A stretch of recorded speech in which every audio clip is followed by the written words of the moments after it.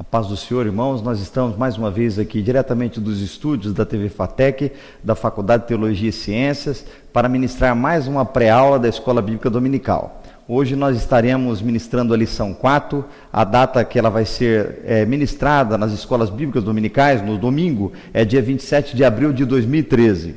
Hoje nós estaremos tratando do assunto dons de poder. Com os irmãos, eu quero ler aí em tela o nosso textuário e em seguida a verdade prática. Textuário: a minha palavra e a minha pregação não consistiram em palavras persuasivas, de sabedoria humana, mas em demonstração do Espírito e de poder, para que a vossa fé não se apoiasse em sabedoria dos homens, mas no poder de Deus. 1 Coríntios 2, 4, 5. A nossa verdade, o nosso textuário já dá a tônica, do objetivo e de estudo que nós teremos nessa escola bíblica dominical, nessa pré-aula. Aqui fala a palavra persuasiva, de persuasão. Essa palavra consiste em técnicas que nós podemos utilizar através da eloquência para convencer alguém. Jesus diz aqui em 1 Coríntios, o apóstolo fala que o apóstolo não usou de palavras persuasivas e nem de técnicas humanas, de inteligência, de sabedoria, para convencer ou chegar até alguém, mas ele usou simplesmente a fé, através da palavra de Deus. A verdade prática, ela diz assim: os dons de poder são capacitações especiais em situações que demandam a ação sobrenatural do Espírito Santo na vida do crente. Ou seja, na verdade prática, nós aprendemos que Deus pode nos capacitar, nos usar através de um dom de poder para um momento e uma situação específica e depois não usar mais. Ou seja, nós não temos profissionais com dom de cura, nós não temos profissionalismo na área de profecia, nós não temos esse tipo de... não é uma profissão. Porque eu tenho o dom de cura e eu vou curar sempre através da minha pessoa, Jesus vai curar. Não tem esse profissionalismo. Vamos dizer assim, um exemplo aqui, não tem carteira registrada para isso. A leitura bíblica em classe está em 1 Coríntios 2, 4, 9 a 11. A leitura bíblica em classe, os irmãos vão realizar ela completa na Escola Bíblica Dominical. A introdução diz assim: o ministério terreno de Jesus foi marcado por inúmeros milagres, principalmente curas. Nós não estamos aqui para negar cura, nós não estamos aqui para negar milagres, até porque o ministério de Jesus foi marcado por esses milagres, foi marcado por essas curas. Mas o objetivo principal da igreja na terra não é milagres, não é cura. O objetivo principal é a salvação da alma do pecador, o perdão dos pecados e a salvação da alma. Nós vamos ver aqui que ao longo de toda a lição, o autor chama a atenção para um detalhe: para a edificação da igreja, para a edificação da igreja. Então, eu não sei se eu posso dizer assim, afirmar assim, mas os milagres e as curas são como um marketing para a igreja, para trazer as pessoas não crentes, para que elas possam ter acesso ao Evangelho, às Sagradas Escrituras. Nós vamos ver aqui alguns exemplos que levam a esse entendimento e os irmãos vão fixar melhor esse entendimento. É uma lição que chama muita atenção, porque tem muita gente perdida nessa questão de milagres e curas dentro da igreja, e nós vamos elucidar através desses tópicos apresentados aqui na lição dessa pré-aula. O item 1, ou capítulo 1, fala sobre o dom de fé. 1 Coríntios 12, 9, o capítulo 1, dom de fé, ele subdivide-se em item 1, o que significa fé; item 2, a fé como dom; item 3, exemplo bíblico do dom da fé. Vamos aqui no capítulo 1 tratar do item 1, o que significa fé. Fé, nós temos a definição aqui do capítulo 11 e versículo 1, que diz assim: fé é o firme fundamento das coisas que se esperam e as provas das coisas que não se veem. Ou seja, eu não estou vendo, mas eu acredito que vai ser concretizado. Eu acredito que vai acontecer. Então, para que o milagre, para que a cura possa acontecer, o primeiro dom que a pessoa tem que receber é o dom da fé. Nos evangelhos, nós vemos inúmeras vezes Jesus afirmar: a tua fé te curou, a tua fé te curou, a tua fé te curou. Então, não adianta dom de cura, não adianta tantos dons de milagres dentro da igreja, quando o dom da fé não existe, porque a fé opera o milagre. É através da fé que o milagre é operado. No item 2 do capítulo 1, o dom da fé, fala que a fé como dom. Ou seja, a fé como um dom é a capacidade para realizar coisas que transcende a esfera natural da vida, objetivando sempre a edificação da igreja. Ou seja, aonde não tem explicação, aonde não tem esperança, aonde não tem como realizar as coisas, transcende a vida, transcende a lógica humana, aí entra o dom da fé, a operação da fé como dom. É por isso que muitas pessoas desesperançosas, com problemas não solúveis, né, no mundo, procuram a igreja. Por que procuram a igreja? Porque a igreja propaga a fé como operadora do milagre, porque a igreja propaga a fé como a porta de realização desses problemas, de solução desses problemas. Mas o que chama a atenção aqui é que esse dom da fé que Deus dá para a igreja não é para exibicionismo próprio, não é para edificação, busca de fama da minha pessoa. É para a edificação da igreja, ou seja, a fé, o dom de poder, o dom de milagre, todos esses dons apresentados aqui nessa pré-aula, é como se fosse um instrumento que Deus deu, uma vara de pescar, para que nós possamos buscar o peixe que está lá no mundo. Um peixe sedento de solução para os seus problemas, cheios de problemas indissolúveis ou sem solução. E Deus deu esse operar do dom da fé, do dom do poder, do dom de milagre para a igreja, como se fosse uma isca, como se fosse uma vara de pescar. Ó, vai lá, busca esses peixes, que são meus filhos e necessitam da minha palavra. Mas nunca para edificação própria, nunca para evidência e busca de fama, sempre como um instrumento, vamos dizer assim, usar esse exemplo de captação de novos crentes para as fileiras de Jesus de Nazaré. O item 3 do capítulo 1 diz assim: exemplo bíblico do dom da fé. Há exemplos na Bíblia?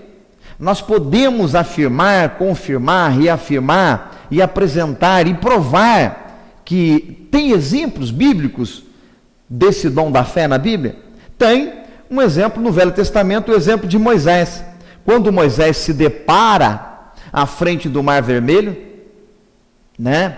Tem até um hino que diz assim: olha o mar vermelho, viemos de longe para morrer aqui, veja que horror. Então, olha, Moisés se depara com o mar vermelho, e ele se depara numa situação difícil, porque ele tinha vindo ao Egito buscar o quê? Buscar o povo para ser liberto, e se depara com um problema tão grande como o Mar Vermelho, ou seja, uma barreira.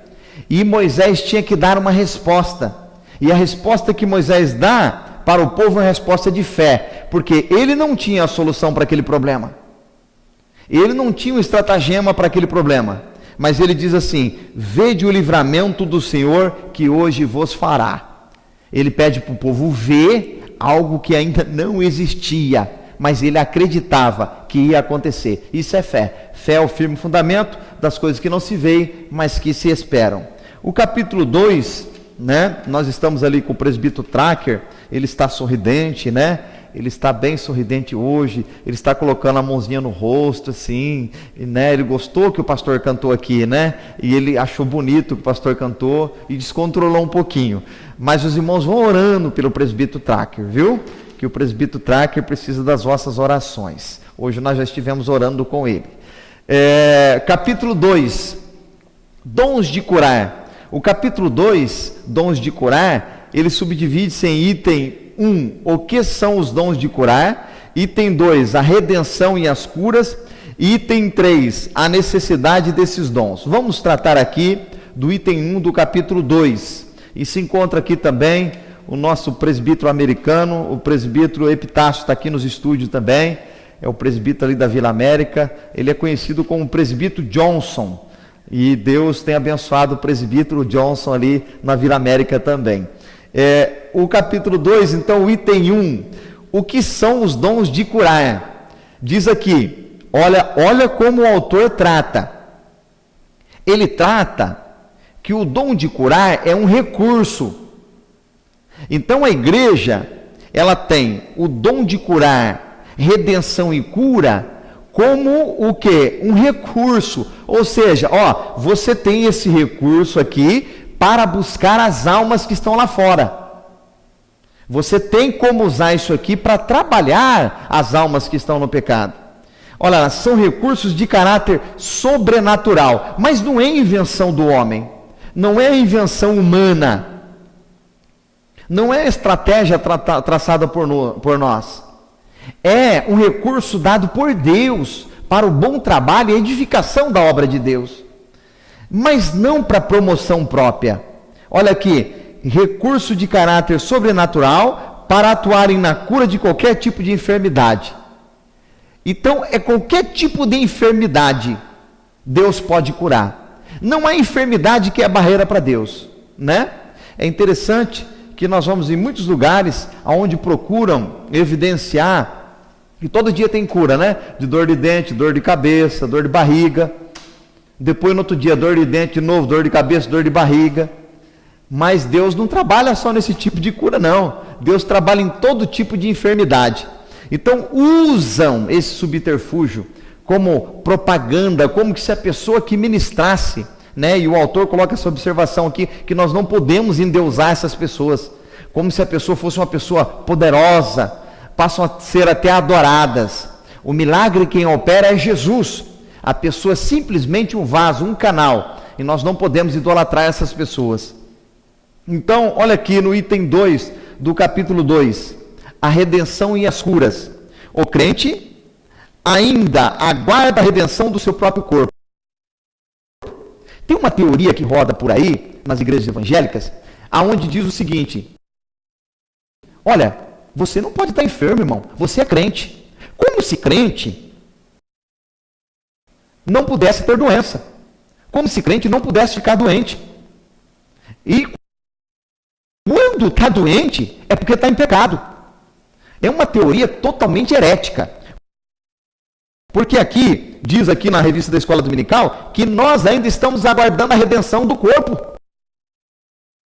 Nosso corpo não é glorificado. O nosso corpo ainda é um corpo pecaminoso, suscetíveis e sujeitos às doenças. Então, isso são falsos ensinamentos heréticos que entram na igreja. E tem muitos irmãos da igreja que ficam encabulados. Mas cai mesmo, né, chefe?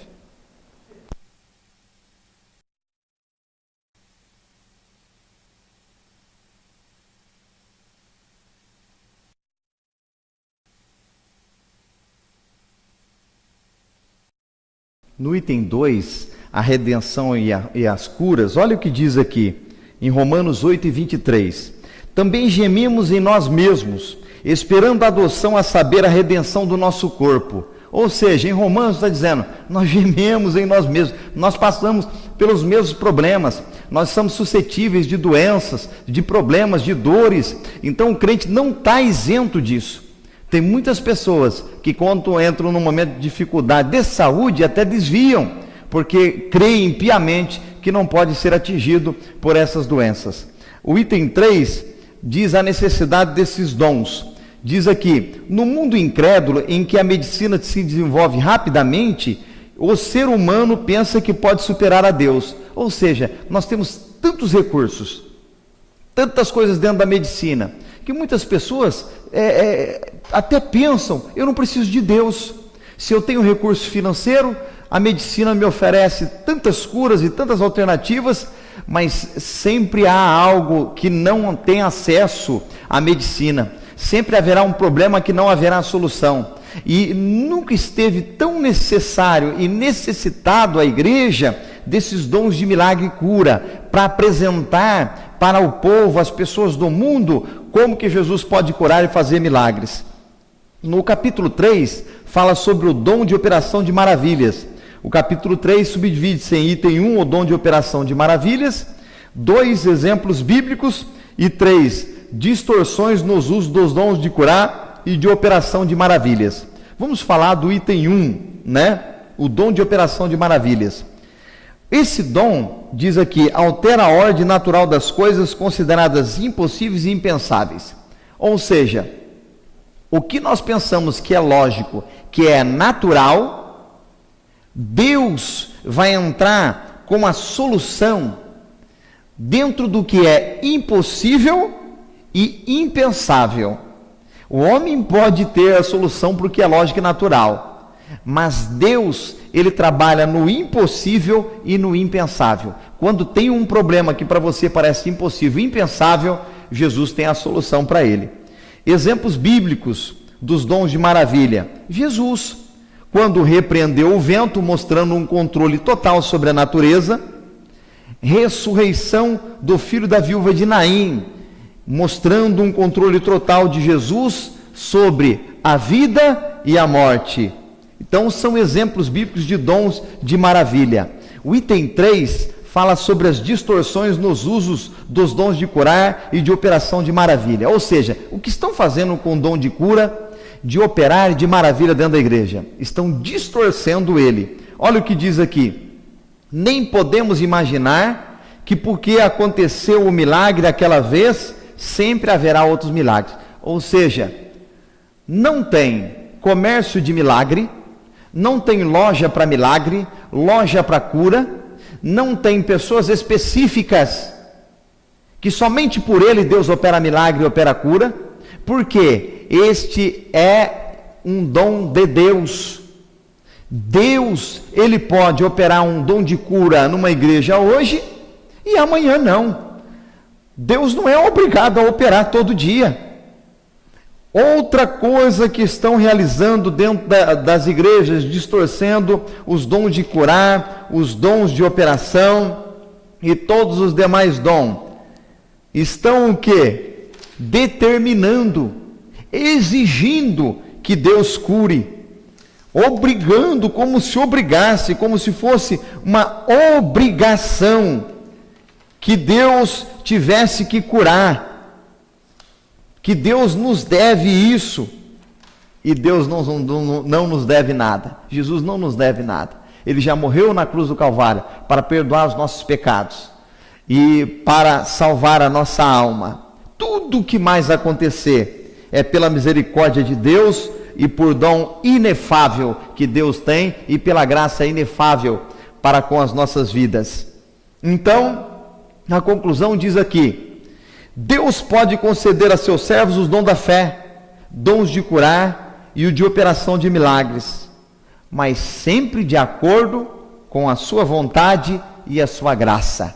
Nunca de acordo com o que eu penso, nunca de acordo com o que eu determino, que eu exijo, nunca de acordo com o que eu ordeno, mas sempre de acordo com o que Deus pensa e a sua graça inefável. Que o Espírito Santo de Deus possa falar melhor nos corações dos irmãos, que os irmãos possam ter uma boa escola bíblica dominical nesse domingo de manhã, e que nós possamos usar com excelência os dons de poder dentro da casa do nosso Senhor Jesus Cristo como recursos para trazer as almas aos pés de Jesus. Uma boa aula no domingo de manhã, e que Deus os abençoe, e até uma próxima pré-aula. Deus abençoe.